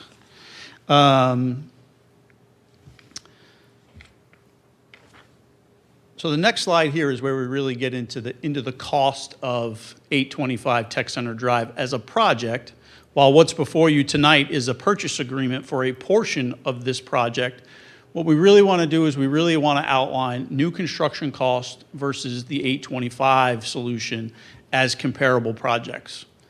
So a police department new construction project, and these are all estimates that MCP had produced for us, and we provided you guys with those detailed worksheets.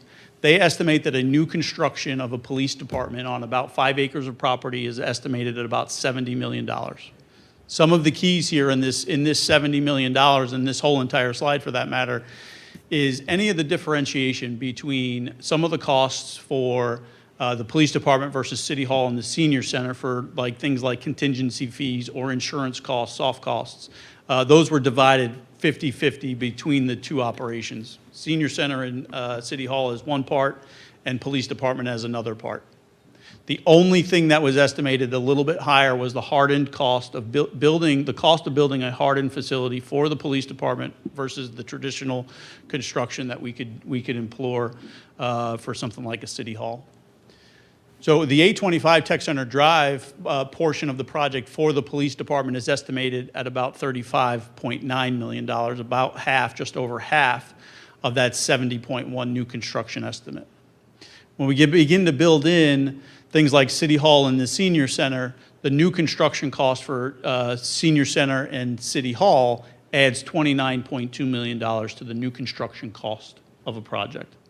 That, again, is assuming very similar things in nature, like 130,000 square feet or so of building new construction, some of which is hardened construction, some of which is not hardened construction. Again, we do not see the dramatic decrease like we do for a police department because of the traditional nature of the construction for City Hall and the Senior Center. And that's really where the biggest difference is in that 29 to 24 and the 70 to $35 million estimates there. Again, when we total these things up, project estimate for new construction is just under $100 million. I would make a note here that I do not believe that things like land acquisition costs are estimated very low. There's only $2.5 million for land acquisition costs in that $99 million. Okay, so you have an additional land acquisition. You also have things like 2 projects as another example. And the insurance that we would need to carry for a construction project is most likely going to be the same amount of money for 1 project or 2 projects. Again, when you add up the 825 Tech Center solution, you have a $61 million budget. This $61 million budget includes things like contingency fees for design consideration and construction overruns, soft costs, things like architects and engineers, equipment and furniture and equipment inside of the building, IT costs, overhead and profit for the vendors that are incorporated into this particular project. All of those things, when you take those things into consideration, we have a budget of $61 million. I think it is fair to say that $14 million of that $61 million is in contingency monies. I don't think that a project like this spends all of those $15 million in order to come to fruition. There's also escalators in here for things like inflation, so there's a 4.5% escalator in here for inflation. That gets us to the $60.9 million as well. If we see an increase or a decrease in inflation, we would end up having to increase or decrease that number by the appropriate percentages in that particular instance. I think when we look at this and we dissect it, we basically see one thing that I'd like to point out. In order to build a new police headquarters on 5 acres of property here someplace in the city of Gahanna, we're looking at about $70 million. And we're looking at an 825 Tech Center project that is currently estimated at $60.9 million.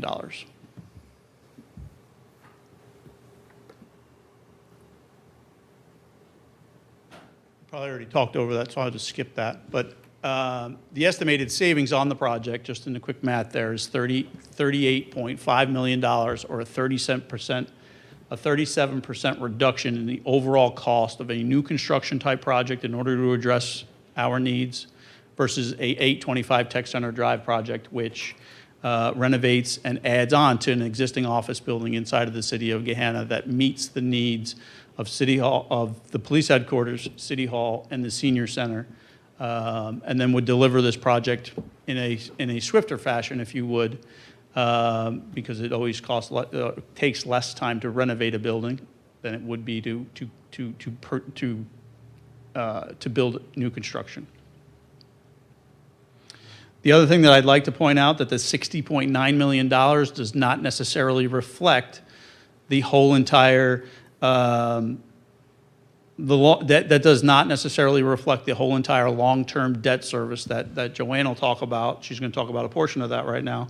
But the example that I'll give you there is that in the 2022 budget currently, The $3 million in estimated architectural and engineering costs are being planned to come out of this year's budget, which automatically reduced that 60.9. It doesn't reduce the budget of the project, but it reduces the debt service of the project by that same $3 million. We've talked about using TIF funds in order to pay for a portion of the building. That would reduce the debt service. We've talked about grant opportunities that we could potentially look towards in order to, again, reduce that debt number there. I'm going to pass it to Joanne, and she's going to talk about the notes, that the short-term notes that we're looking to pass, and that all plays largely into the conversation. And I look forward, well, maybe I should get to what I'm asking versus what she's asking. So the formal part of this is the first action requires, in order to realize this project, the first action is to enter into a purchase and sale agreement for the property owned by FJ Ohio Gahanna LLC, located at 825 Tech Center Drive. The purchase price of the property is $8.75 million and is described in the purchase agreement that was attached to your agenda item. After execution of the purchase agreement, the city would deposit $300,000. Again, that would come off the $60.9 million in budget that we talked about, into escrow until closing. And by agreement, this real estate transaction would close no later than 45 days after the full execution of the sale agreement, but does need to close before December 15th, 2022. On our current schedule, the schedule that we're currently following, if we were to hit each and every one of those marks, our current schedule would put us on track to close sometime on or around November 15th of 2022, which then is only an indicator that we have about a 30-day grace period in there in order to get the commercial real estate transaction closed before that December 15th check mark that the property owner currently has. So with that, I'll turn it over to Director Burry, and she'll talk about the notes. So as we had discussed on July 25th, this would be a financed project. The first part would be with the issuance of the short-term notes. Currently requesting authorization for about $8.5 million in notes. That represents the $8.7 million for the purchase of the building, less the escrow, which we were able to find available funds for that escrow payment, and then the cost of actually issuing the notes. So this is in line with our debt policy to make sure that we're preserving as much debt capacity as possible. We're also looking at the OMAP program, which is also part of the ordinance that's in front of you. That allows us to go through the program with the state, where we could kind of use their high rating of SP1 plus. What that does is allows us to lower the cost of actually borrowing. So we will pursue that opportunity, again, to make sure that we're keeping our costs as low as possible. After 1 year, if everything goes to plan, it will be refinanced on a long-term basis along with what's needed for the renovation and construction. So with that, respectfully requesting an ordinance to authorize the issuance of the notes, if it's the will of council, to move forward with the purchase agreement. Thank you, Director Burry and Mr. Schultz. All right, discussion. Mrs. McGregor. I just have a question. I know that you've probably said this, but the $60.9 million, does that include the price of the purchase of the property? Yes, it does. Okay, thank you. Mr. Weaver. Thank you, Madam Chair, and thank you, Mr. Schultz and Director Burry. Appreciate it as always. Director, we had talked in the past, and I just want to, for the record, and get the confirmation that in the issue 12 language itself and in the authorizing ordinance that council subsequently passed, that there's no language in there that would impact our ability to bond or our capacity. That is That we correct. could not use those funds for this purpose. Yes, they are available for this purpose. All right. Thank you very much. Appreciate it.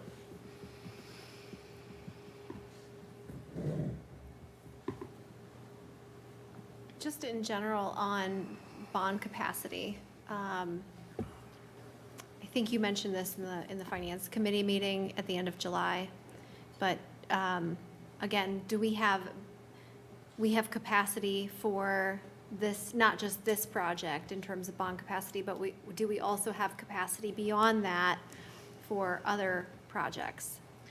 So it may be a different form of debt that might be issued.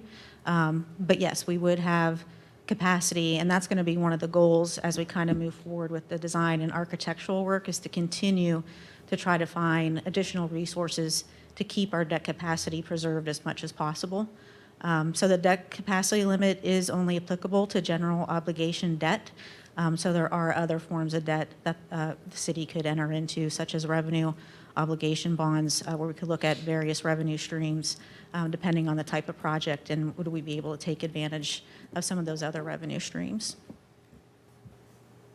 And just a follow-up, you mentioned that the escrow payment was located from existing funds. Could Yes. you speak a little bit more about that? Absolutely. So when this project came about, as we do on occasion, is we go back through all the projects that are currently outstanding, what's sitting on encumbrances, are they completed, has cost come in lower? So we did a deep dive into what is sitting on current open POs in the capital improvement fund, and determining what we could free up to apply towards this project.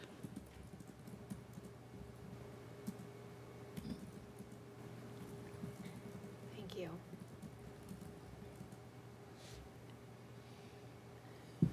Any other discussion or comments? I have, Ms. Padova?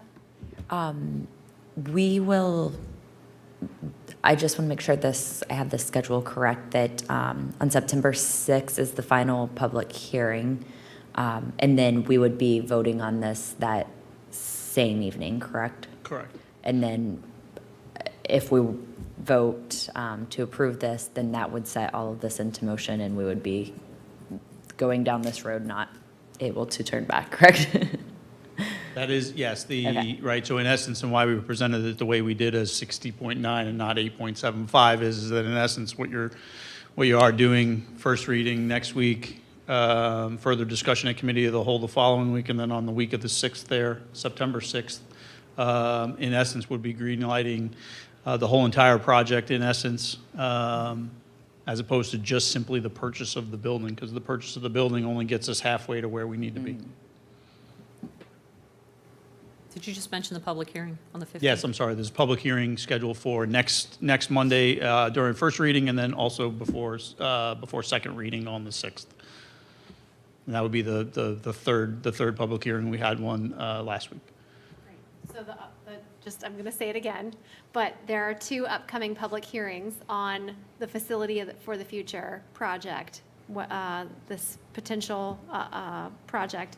August 15th and September 6th are the upcoming public hearings, correct? Correct. Yes. Okay. And those are conducted during regular council meeting at 7 o'clock here at City Hall. Yes, ma'am. Okay. All right. Any other discussion? Oh, Mr. Weaver. Quick clarifying question, perhaps it's for the mayor. We've talked about what will possibly happen with this property. Are those conversations still ongoing? Is council going to get an update on that? And it might just be up in the air still. I'm not sure. Say yes to both of those. Okay. So yes, they're still ongoing, and yes, it's still up in the air pending what the will of council is on this project. As we mentioned before, we had an updated appraisal that was done in June, I believe, and that assessed the buildings are in this parcel at 4.8 million. The appraiser also said if this parcel were to be raised of the buildings, if it was just a clear parcel, and it's about 5 acres, I believe, where we sit right now, that the appraised value would be more than double of that. So that certainly would be something that we would need to consider. But I think we don't want to be premature in that until we know really what direction we're headed in. But if council were to vote to approve the purchase of this, then that would be one of the next steps we would be taking as well. And then, of course, those funds would also go toward the 60.9 million. So I think that's what I'm getting at, is that conversation is able to happen separately and is not contingent upon what happens with the 825 project. That we can have that conversation about financing 825 separately without discussing what happens with this parcel. Correct. Correct. Okay, thank you. The note on, just a note on the schedule from a design and construction standpoint, if 825 moves forward, it's about a 8 to 9 month design process and then a construction project. So you're not looking at vacating this particular piece of property till sometime in 2024, if not early first quarter 2025.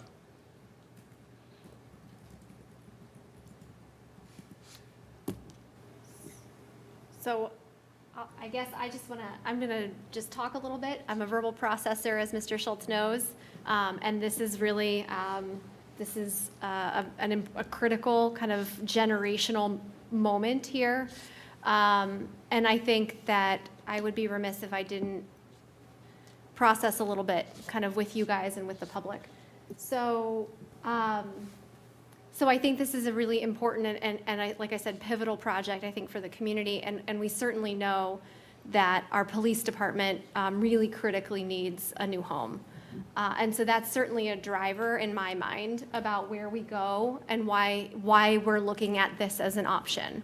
Because even if we were to just build a new police department alone, we're still looking at greater than the total cost of this project. I think one of the questions that I've heard come up, and I think you guys have probably addressed this already at town halls, but have we truly exhausted every other option in Gahanna? Have we really looked at every other parcel? And I know we had some of these conversations back at the beginning of this year, but do you want to speak a little bit more to that and about why, or where, what else, what other options are there? Why 825, or how we ended up on 825? No, I think that's definitely been touched on at the town hall, certainly. But maybe, have we exhausted other options? What about, is there anything in the Stone Ridge area of Right. Gahanna? Is there anything around Cherry Bottom? Why did we stop looking at 400 West Johnstown? Could you give us a little more on that? Yeah, so Director Strum and his team had gone through, they had done an inventory of all of the vacant office buildings throughout the entire city. And they came up with an inventory, and there was a certain criteria in which that they utilized. Needed to be a certain square footage, needed to be a certain distance from a variety of different places. And there were places, the majority of the properties that we did look at obviously were in this particular neighborhood, if you want to call it that. But we looked at property on Cherry Bottom Way, for example, way up north. We looked at property in the Creekside area. We looked at property on Hamilton Road. And none of those particular pieces of property really met the site characteristics that this one does, more from a public safety standpoint. And if Chief Spence was here, you'd hear him talk about some of the things like standoff distance to roadways and those types of things, the ability to protect, all four corners of the building, if you would, with that big woodlot behind it. Those are all advantageous to this, to securing the facility and securing that back parking lot, as an example.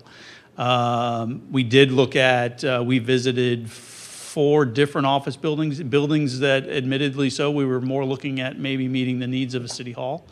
And then when we ended up on 825 Tech Center Drive, then it was realized that, okay, a building like this can meet all of the needs because of its size and capacity. I will say that the buildings that we looked at, none of the buildings that we looked at, for any purpose for that matter, met with the same quality that 825 does. 825 was recently renovated in 2018. It's a wide open footprint, so therefore we feel that the cost of renovation is a whole lot lower than some of the other buildings that we looked at. It just checked a lot of boxes. I mean, we've sat down and and you guys know because you've been part of many of these conversations, and we've said, okay, talk to us about what the cons are on this particular project and this particular piece of property. And the one that we come up with is that it's a little bit too far south and it's not really centrally located. If we could push this to this particular piece of property, if this was 8 acres and we can build this particular building on this particular piece of property, I think that this is what you end up with. Because of the qualities that we see, not just of the site itself, but also of the physical construction of the building and its ability to meet the needs of not just tomorrow for the residents of the city of Gahanna, but for decades to come. I mean, we truly, truly believe that is not conjecture in any way, shape, or form, but 30 to 50 years out, this particular site is a viable site for all of the reasons that we talked about, whether it's infrastructure, being on those bus lines, the technology infrastructure that's in the ground, that expandable space to the south, For all of those reasons, this is the site that rings most true and checks the most boxes that we were looking at. So I think that's a long way of saying that this is really the golden opportunity that has presented itself is this particular building. The other note that I would make is that, could we just put PD here? It's a little bit too big just for PD, and they also need some hardened spaces out in the parking lot for sally ports and those types of things, so you still have a similar cost. But a PD can't go in this building without with just any other user inside of the building or inside of the facility. City Hall is a compatible use. Other public agencies, public safety agencies would be a compatible use, but they can't go in with, Joe Q engineering firm as another example. They need a certain type of user in order to come into this particular building, and that's where the 825 solution, as we also refer to it as, was kind of germinated. And then could you also speak a little bit to the impact of the overall project, the financing of the overall project on our operating budget and potentially an expanded operating budget? As far as the operations of the facility, Not of the facility, but I mean, I guess, operations of the city. So staffing primarily. I don't immediately see any changes to our staffing levels beyond filling the vacancies that we currently have. But what it does do is allow for potential growth. If we do find that we need to expand services, add services, it does provide enough opportunity that we could expand if needed. But currently, with the way the operations are right now, I don't see that immediate necessity to expand or add any additional services. So If I could jump in on there. So what I would also say is this is a building that has the ability and the capacity to house these three facilities for the next several decades. So no immediate needs to add to staffing, but looking down the road, 15, 20, 25 years, I'm sure we'll be adding staffing at some point, but that's what this building offers us, and that was the one limitation we had in the building we're in right now, is we moved into this building, I believe we were leasing part of the second floor to Columbus State, and within 6 months, we had to kick out Columbus State because we needed that space, and that was right after we moved in. The challenge with this building, as lovely as it is, when it was built, is that there is no capacity for growth as the staff has grown through the years, and that's the challenge. That's the difference in what this particular facility adds. Yeah, I appreciate that. I think my question is more along the lines of, if we're servicing $61 million in debt, how does that impact our operating budget to add on that staff in 10 years? Oh, well, it wouldn't impact our operating budget. Okay. So this will come all out of the 75%, the capital funds portion of issue 12. Okay. That's what the funds were designated for, was for projects of this nature. So that will be used to fund the debt service. So the impact on our operational budget will be zero. Thank you. That was the answer I wasn't looking for an answer, but that certainly helps me feel a lot better. All right. Any other discussion on this tonight? I'll just add, Yeah. if I may. Yeah, Mr. Renner. Thank you, Madam Chair.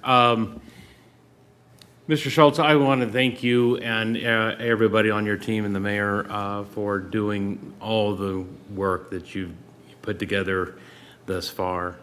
I've talked about this before, so I don't want to belabor the point, but I'd probably be remiss in not saying it again. And this is, you keep using the term golden opportunity to solve at least some of the critical issues that we identified at the beginning of the year, and I think you're right about that, for all the litany of reasons that we're doing. And Joanne, tonight, and I know you probably said this at our July 25th meeting, but tonight you reiterated several times about preserving our debt capacity. And I applaud you at looking at ways, it's not just pure a debt service that we're going to have to put on a future budget, but you're being very creative about how to even lower that cost. And so thank you for that. Our Facilities of the Future discussion does go beyond, and that's what I just want to sort of put a stake in the ground saying, hey, I am all for this work and moving forward, but we do have this other thing that's almost a growing elephant in the room, and that is the solving the engineering aspect of this.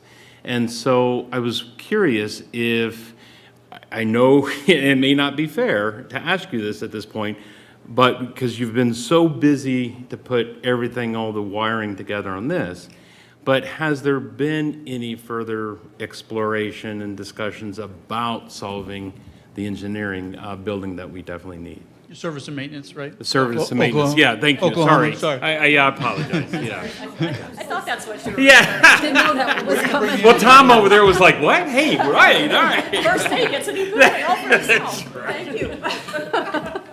And you are correct, right? A lot of energy has gone towards this particular portion of the facilities project and service in the parks maintenance facility at Oklahoma.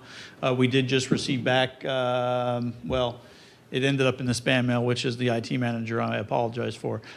But we actually received the appraisal for the Oklahoma property. Is Nate in the room yet? Nate, yep. Nate, correct me where my numbers go wrong, but I think that based on the zoning and everything that particular facility is located on, I think it's parks and civic space or something like that. The appraisal came in at about $2.2 million, I want to say, which we did feel was a little bit low. So how do we? That doesn't get directly to the solving of the service complex problem, but we have continued to look at a variety of different options throughout town where we're looking at about needing 12 acres. That does prove to be a little bit challenging, being a little bit landlocked, if you would. But I know Nate is out there, shaking trees and doing a variety of different things as it relates to, is there a property? Did I overstate that? I'm sorry, Nate. As it relates to the Parks and Service Garage, I think when one of those opportunities lands in our lap, hopefully we do have our fingers crossed. Is it possible to, have the same thing happen? There are a variety of different properties that we look at on the outskirts of town, if you would, that would or could accommodate, but those opportunities are not right in our lap like this one had landed. I would say, and I think the mayor would agree with this also, and the majority of the project team, that we knew that City Hall, as the example, was not necessarily one of the highest priorities to address facilities, and that the service complex and parks and the police headquarters were rivals in what needed to be addressed first.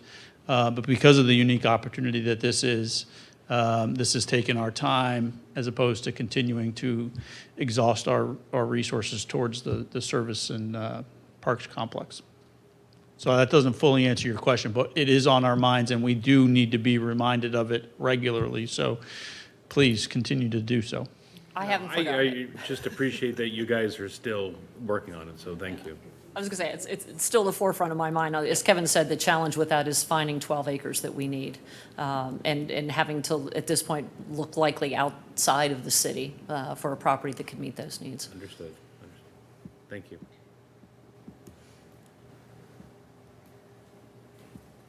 Any other discussion items on this tonight? All right, so August 15th for first reading and public hearing. Do we want this to come back to committee? Yes. Okay. So this will come back to committee on the 22nd, and then it will also be on for September 6th, which is a Tuesday after Labor Day, for second reading, vote, and public hearing. Correct. Madam Chair, also just want to state for our viewing audience that we do have a website, gahanna.gov/facilities, and thank you, Kevin and Mayor for having that space, creating that webpage. Everybody should be going to that for all the repository of information and the schedule that goes all the way into the fall. So thank you. Thank you. That concludes Committee of the Whole for August 8th. We will resume with Finance shortly.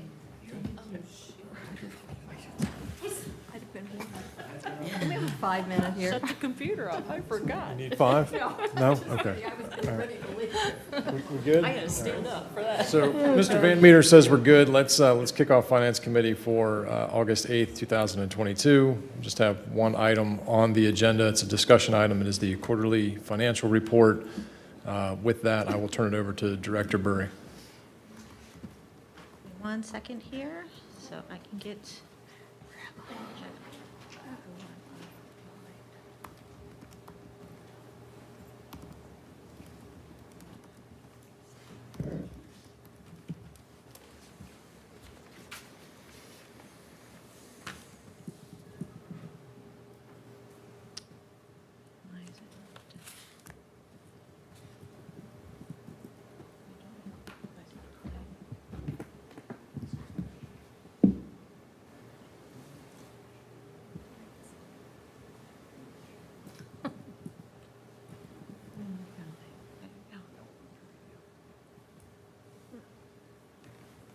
All right. Got it? All right. Figures. All right, so we're going to go through the Q2 financials tonight, as always, starting off with the general fund. So I have the statement pulled up, so as I'm kind of going through the narrative, kind of pointing out where I'm at here on the general fund statement. So for revenues for Q2, they were about 15.1 million, at about 56% of planned. A little bit higher, just slightly higher than would be expected, but that's a good thing. So the following things that kind of drove that are the income tax. We're at about 54%, not significantly over where we should be half the year, halfway through. We have property tax is about 49% of planned. Again, going back to the Q1 report, a lot of this is going to be repeated. So this is related to how property taxes are distributed. First distribution comes in March, second distribution comes in the third quarter. So we're about right where we should be with that first distribution that came in with the first quarter.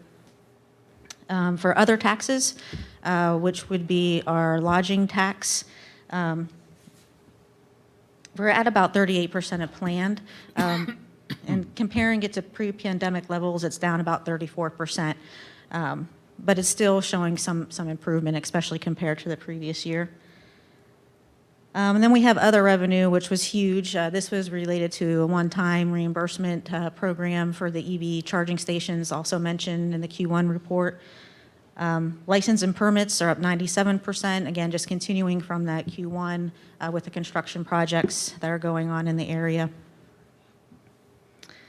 In comparison to 2021, we're looking at about a $1.4 million increase, or a 10% increase over 2021. A lot of that is coming from the income tax, which we'll talk about further on in the report. Fines and fees, again, at 97% increase.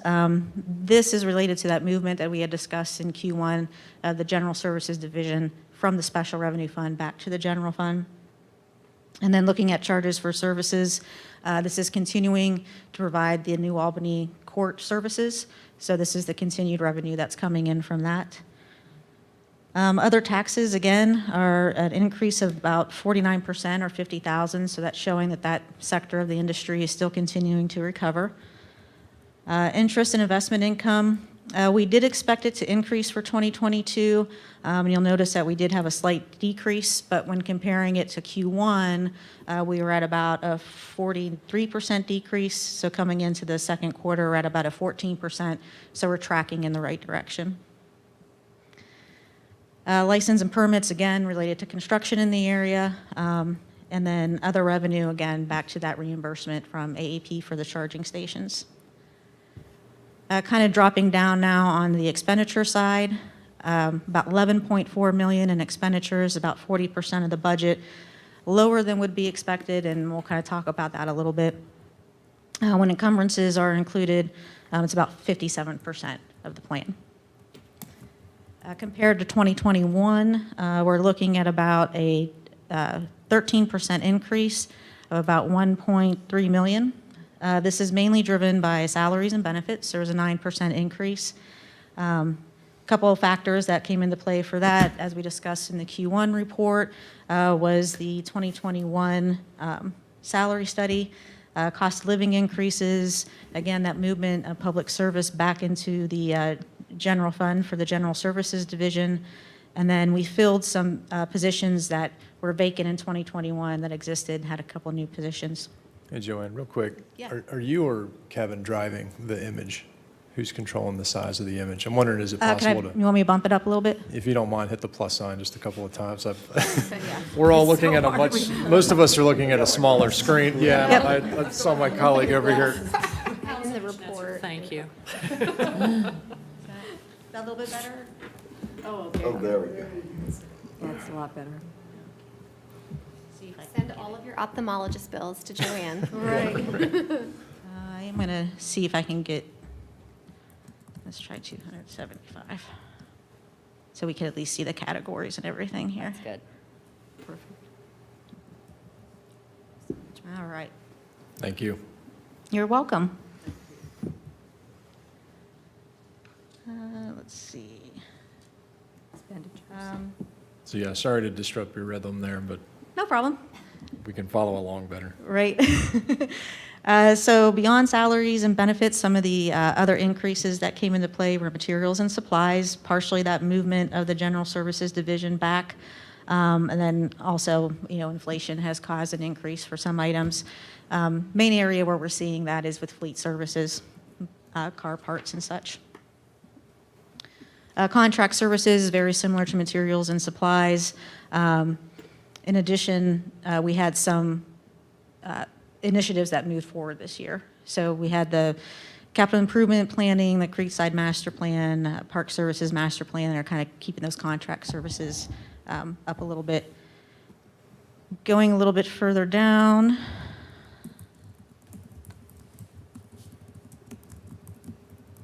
Looking at other financing sources and uses, that's the transfers in and out, advances, a little bit higher compared to 2021, and it's just timing. In 2021, there were the same transfers were made, they were just made at different periods. In this particular case, were able to make all the transfers in the first quarter. Net impact on fund balance was an increase of about $3.4 million. Bringing our fund balance at the end of Q2 to about $27.6 million. Of that amount, we have 4.9 reserved for encumbrance, and the emergency reserve is intact at 6.7 million. That leaves us an unreserved fund balance of close to 16 million, equates to about 8 months of operating expenditures, so well above the 2 months that are required by policy. Can I ask a question on this slide, Joanne? Or do you Sure. want me to hold? The principal retirement, could you speak a little bit about that debt that was retired in Q1? So that's the interest payments on the judgment notes. So because they were judgment notes, they don't meet the definition of capital. So that's why the debt service is coming out of the general fund. It's not a capital-related debt issuance. But the principal was retired, though? Am I reading that correctly? No, so what you're seeing, and that's why I was trying to keep it so that you kind of see the column headers. So what we have here is original budget, Q2 budget as amended, and then the third column is your actual. Mm-hmm. So we will be retiring $470,000. Debt service is due in 2 installments. The first in June, which represents only the interest, half of the interest due for the year. The second will be in December, and that encompasses the principal payment plus the other half of the interest due for the year. So that 470 will actually get paid out like in Q4? Correct. Okay. And is that included in the encumbrance, reserved for encumbrance in the 4.9 million? Correct. Okay, thank you. Mm-hmm.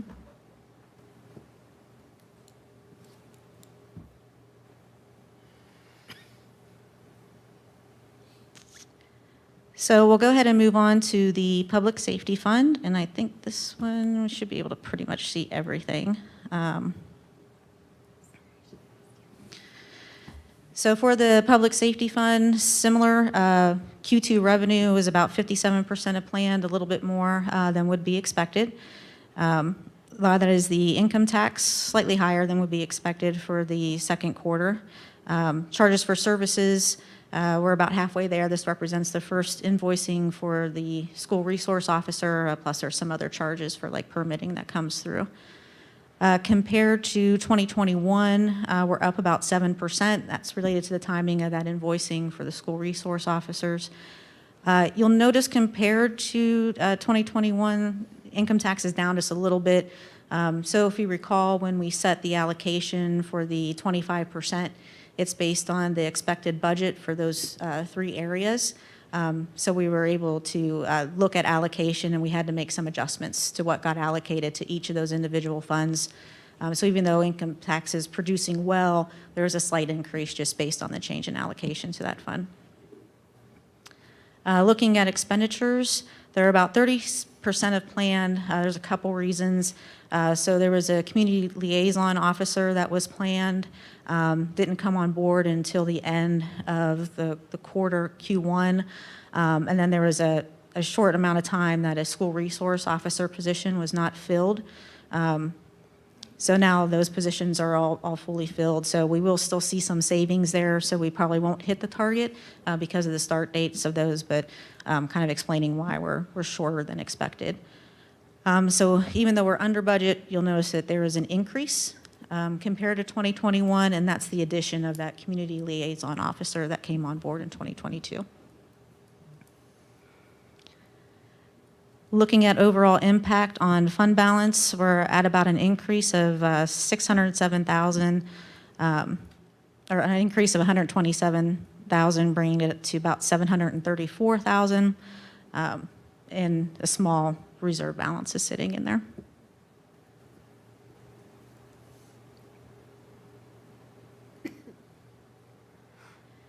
Moving on to Parks and Recreation. Again, very similar. Revenues are high compared to plan. This is a little bit different, though, so we would expect revenues to be higher in this quarter and next quarter because it's their season. So the main driver of that, when you're looking at the dollars, is their charges for services. They're at about 83% of planned, which makes sense since their season kicks off within the second quarter. So income tax, similar, we're about 59%, a little bit higher, but nothing significant. In this particular situation, there was more allocated to the Parks and Recreation Fund, so that's why you're seeing that increase in income tax from 2021 to 2022. On the expenditure side, we're about 32%. So there's a couple things. Even though the season is pretty much back to normal, we're still struggling with that human capital, right? So a lot of positions needing filled, some vacancies. And then looking at materials and supplies and contract services, as I mentioned, it is the beginning of their season in Q2. So we'll expect that to kind of increase as we move into quarter 3 and kind of see that closer to what was budgeted for those items. As we're looking at salaries and benefits, you also see a decrease from 2021. Part of that is staffing, and part of that was a movement of part of the recreation and back into the general fund.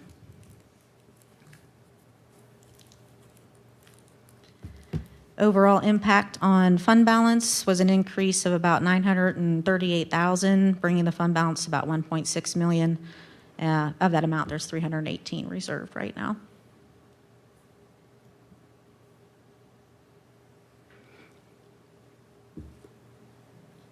Next, we will have the Public Service Fund. Very similar story. We're at about 60% of planned revenue. Some of that is related to income tax, and then we also have fines and fees that are producing. Looking at 2021, we're down about 33%, partially the change in allocation of the income tax, and then also, again, the movement of that general services division back to the general fund. On the expenditure side, also very similar. We're at about 32% of budget at 504,000. Decrease compared to 2021 as we kind of moved items around. Salaries and benefits are showing an increase. So in this particular case, even though we moved some activities back, there was a look at how the Public Service Department salaries and benefits were being allocated, and determined that there were additional positions that support engineering, and therefore part of their position should be allocated there. So that increase in salaries and benefits is based on those changes in allocations for those items. Overall, we had about a $751,000 increase in fund balance, bringing it to $1.2 million, and of that amount, $400,000 is reserved. And then finally, as far as financial statements, we are on the capital improvement fund. And very similar, we're at about 58% of revenue, about $5.3 million. Compared to the previous year, we're up about 2%, all related to income tax. On the expenditure side, we're at about 7%, but the majority of projects have all been encumbered. So when you include the encumbrances, we're at about 99% of what was budgeted. You will see a large increase compared to last year as we continue to work on the projects and expend those funds. The one important thing to note here, we did have a net change in fund balance, about $3.5 million. Brings our fund balance to about 21.4. You'll notice that there's more encumbered right now than we have in fund balance. That's just because we're encumbering those projects at the beginning of the year in anticipation of starting them. So as income tax comes in, that will flip to positive. So it's based on the resources we're predicting to collect for those projects, which is why encumbrances is higher. We pause there for a second. Joanne, Ms. Bowers, you have a question? Yeah, does that include the escrow that had just been discussed? Yes. For if 825 moves forward? Yes. Okay, thank Yep. you.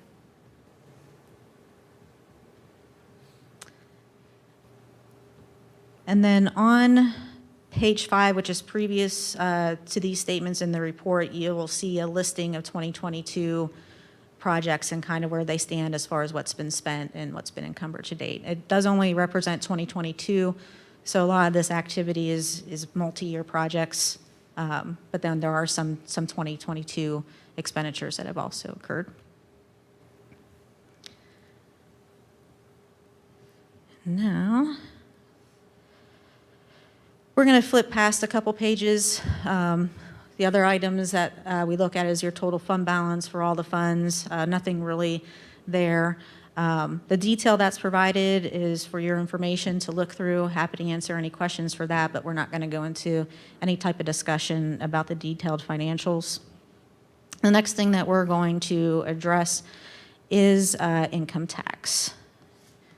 With that, I will need to decrease this a little bit.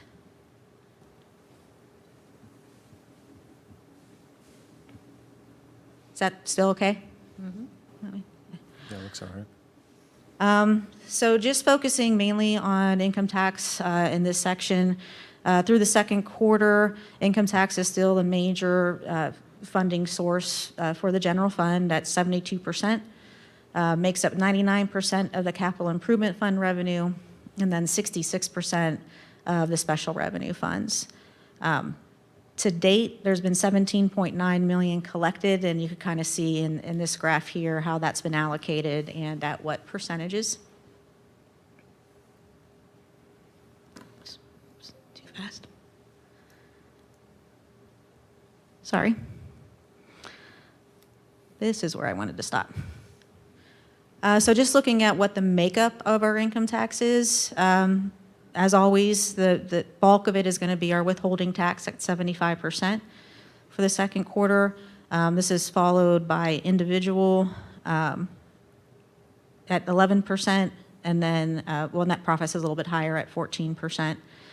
And then kind of showing that breakout between the 1.5% and 1%, very similar makeup in how that allocation is and where we're seeing decreases and increases.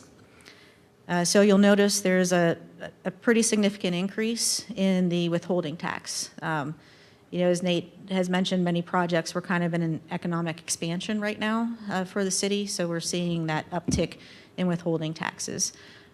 If you recall, at the end of 2021, our main driver was net profit taxes, but we kind of knew that was going to be an anomaly. It was based on specific things related to COVID and how businesses were operating. So it was anticipated that those net profit taxes would kind of come down and return to somewhat normal levels.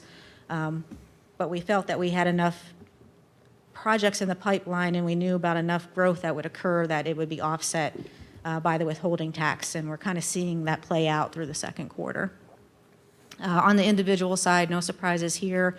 We've been anticipating to see a decrease in individual taxes because of the change in credit in 2019.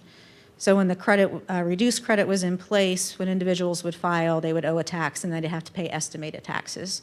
When we switched to 100%, it kind of did away with the majority of those estimated taxes that would come in on a quarterly basis. So we had been anticipating all along that we would kind of see a reduction in the individual related to that credit. One final thing is, as we've mentioned in previous reports, you know, there's still the work from home avenue that hasn't completely played out yet. There's still a 2020 lawsuit, so we don't know if those 2020 refunds will ever come about. And Rita has been tracking what they're seeing as far as refunds from work from home related to COVID. Just a clarifying statement / question. Yeah. That lawsuit is at the state level, is that correct? Yes, I believe Okay. it's at the Supreme Court level at this point. Well, so Or Gahanna's not the defendant, I guess is what I just want no, to make sure. no, thank goodness. Just want to make sure that's abundantly clear. Yes. So through the date of this report, I think maybe a little bit after, there's been about 158,000 in refunds related to work from home. On the flip side of that, I haven't received any data as far as maybe increased collections. So far, they're just reporting what refunds are coming in. To be honest, I don't know, and I think that's the same thing that a lot of people are struggling with, is to determine if somebody's working from home or not is very challenging. So they're focusing more on what refunds are they seeing coming in. It would be very hard to extrapolate what they're receiving that is specifically related to work from home. So that's why they're focusing on the refund side to see how much are we refunding based on that.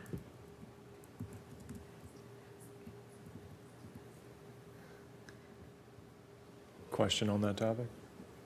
I think, well, generally, just back looking at the capital improvement fund budget, Sure. looks like the total rough revenue annually is around 10 million. Yeah, so looking out and looking at potential growth, basically what I'm anticipating that we're going to see kind of going into 2023, it's probably going to be closer to 11 million, a little over 11. Okay. And is any of that encumbered yet? Future dollars? No, just what we're anticipating to bring in for this year. Okay.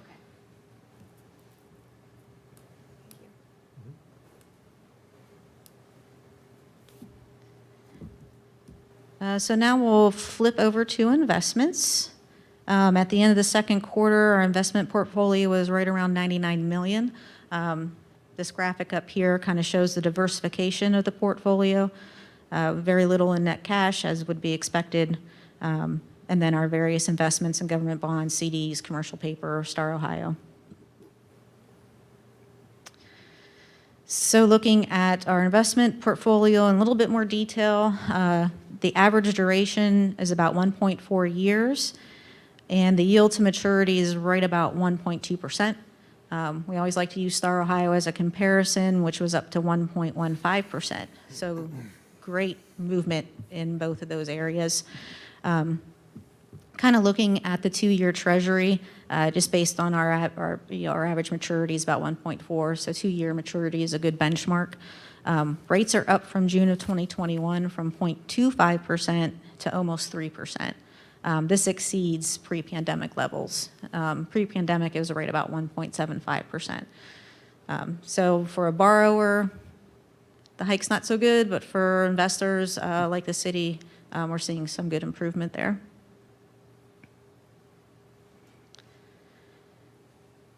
And there should be additional increases beyond just the March and July. You know, they're using that along with other policies to kind of bring down inflation a little bit. Hopefully it works.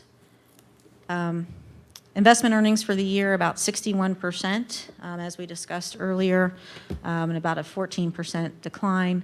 But we think that growth is going to happen as we move into the third and fourth quarter. So the main strategy right now is keeping those investments short so we can continue to take advantage of the rising interest rate environment. We don't want to jump on it too quick. So kind of as these short-term investments are maturing, kind of looking at what higher yield long-term we could put them in, but trying to keep still majority on the shorter end as these interest rates continue to rise.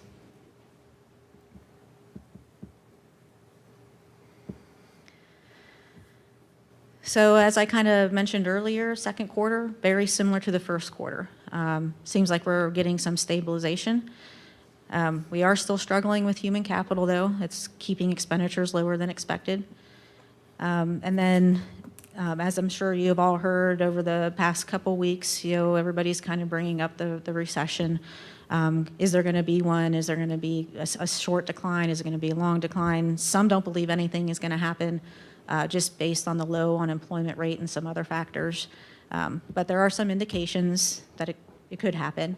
What does that mean for us? I don't think anything immediate, if it even happens.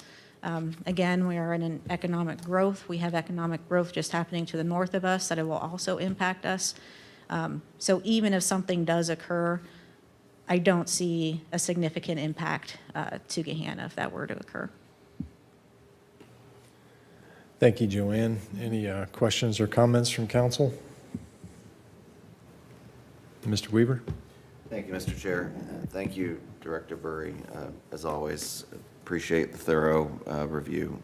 I wanted to go back to the work from home, I guess up in the air question, because we're still, like our peer community is trying to figure this out, but the This Week News for Reynoldsburg had a story where they're anticipating a $5 million drop-off in income tax revenue this year. And I wonder if,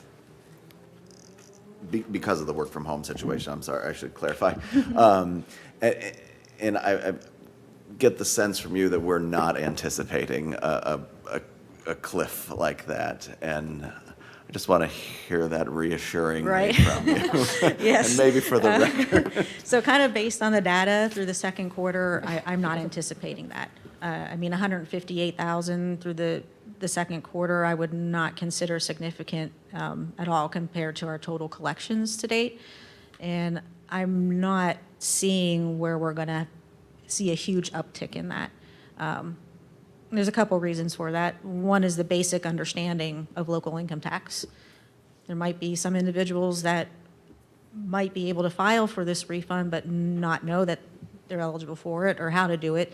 There's a lot of misinformation out there too about how local income tax works and when it should be withheld and what entity withheld for. And some people, frankly, just it's 2.5%, it's 2.5%. They're not really focusing or thinking about where that withholding is going. So had the numbers been a little bit higher, a little bit more significant, I think there would be cause for concern, but just based on what we're seeing through the second quarter, I'm not concerned that those are going to increase largely. Yeah, have at it. Thank you again. As it relates to human capital and our workforce, we have some of the best and brightest folks in the city. I think you are absolutely one of them working for the city, and I think we're not alone in trying to attract and retain good people. And so I just wonder if there's been any thought, and perhaps Director Vollmer, don't get up. Just if we need to go back to the salary ordinance so that we can ensure we are paying people competitively so that we can continue to I'll attract the definitely let best her and address brightest. this one. Actually, invite Director Vollmer, because she and I just had this conversation about 3 o'clock this afternoon. Okay, so. well, thank you. Thanks for inviting me up and presenting that question. As you're aware, last year, our HR consultants did come and present on a compensation study. It was done over 2 years due to the price, due to the amount of money that was going to cost.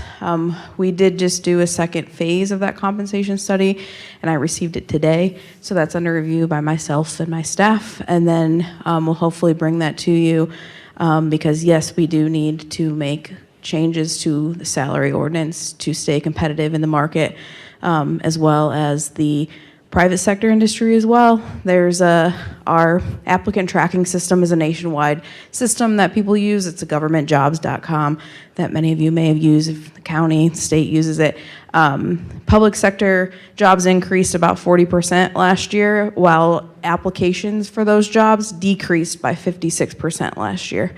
So we are receiving far fewer applications for many critical positions, not only those unionized ones, but those unclassified ones as well. So yes, we are looking at that, and we will plan to present that to you at some point during budget discussions as well. Yeah, no problem. Anything further from council? So Joanne, I have a couple of questions regarding the special revenue funds. Yes. So they've seemed to accrue fund balance, which, you know, at a very high level is a good thing, right? And while maybe not on absolute terms the largest figures out there, or I should say perhaps relative to other, you know, the general fund, capital improvement fund, et cetera, not huge, but relative to, you know, their revenue, they seem to be, you know, decent.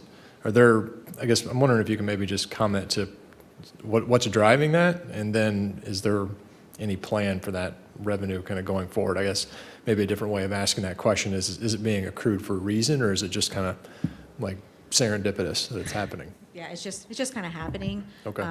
You know, we're seeing that increase in revenue as we're kind of going through the second quarter, but because we're struggling with human capital and things are not, you know, we're behind on some things, so we're just not seeing the outlay of the cash as planned. Okay. So we have more revenue, less expenditures. It's accumulating in fund balance.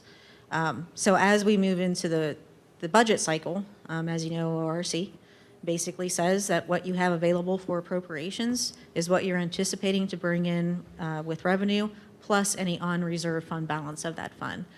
So we absolutely look at that each year, that unreserved fund balance, along with what we're anticipating to bring in, to see is there capacity for anything else. You know, is there a potential that we could, you know, move additional services, or, you know, come up with a way to fund certain positions that maybe we've been struggling with. So definitely as we move into 2023, we'll look at that, see what would be a good move or plan to use those funds for the purpose those funds were established for. Okay, thank you. Anything further from council before we conclude? All right, have a good night, everyone. Thus concludes finance.